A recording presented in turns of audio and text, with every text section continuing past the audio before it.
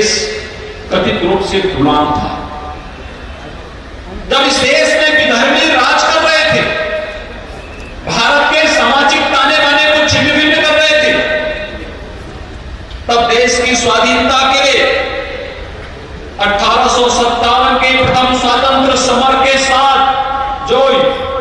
देश की स्वाधीनता की लड़ाई आगे बढ़ती है, इसमें एक नई ऊर्जा का संचार होता है जब आर्य वीरों ने इसमें मिलकर के अपना सहयोग प्रदान किया, चाहे वो वीर सावरकर हो, भाई परमानंद हो, या फिर लाला लाजपत राय से लेकर के पंडित राम प्रसाद बिस्मिल तक एक लंबी श्रृंखला है जिसने अपने आप को समर्पित किया था भारत की स्वाधीनता के लिए। देश के अंदर क्रांतिकारियों की इस मजबूत फौज को खड़ा करने का श्रेय आर्य समाज को जाता है। इस देश के अंदर स्व का भाव जागृत करने का श्रेय आर्य समाज को जाता है। भारत के अंदर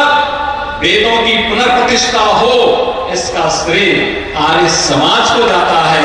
और भारत के अंदर हम आधुनिक शिक्षा को जन जन तक पहुंचाने का कार्य कर सके, इसका श्रेय आर्य समाज को जाता है। एक जाति विहीन समाज जिस बुराई में इस देश के सामाजिक ताने बाने को सदैव छिन्न भिन्न करके भारत के अंदर अव्यवस्था और भारत को गुलामी की ओर धकेलने का कार्य किया था, उसके खिलाफ आवाज उठाने का श्रेय आर्य समाज को जाता है। तो साथ साथ सैकड़ों वर्षों के बाद हम शुद्धि के अभियान के माध्यम से अपने भूले भटके बंधु बांधवों को वापस अपने घर में ला सके, इसका श्रेय अगर किसी संगठन को जाता तो आर्य समाज को जाता है। स्मृतियां कहती थी कि किसी कालखंड में कोई भूल गया हो, भटक गया हो, बिछड़ गया हो, उसको वापस ले लो, तो भी समझ में नहीं आता था कि इसका मतलब क्या है। देश पानीपत का युद्ध क्यों हारा था? केवल इस देश की जातिवाद की एक पाखंडी जो व्यवस्था थी, इसके कारण।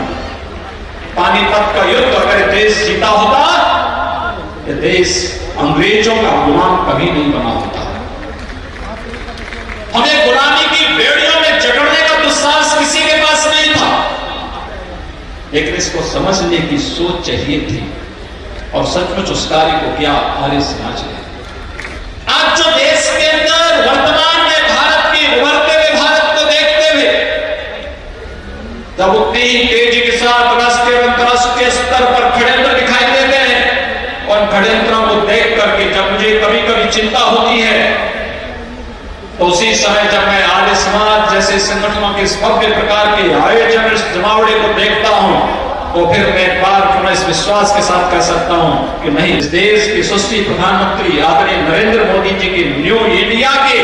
उस कॉन्सेप्ट को साकार करने के लिए आर्य समाज जैसे संगठन में खड़े हैं,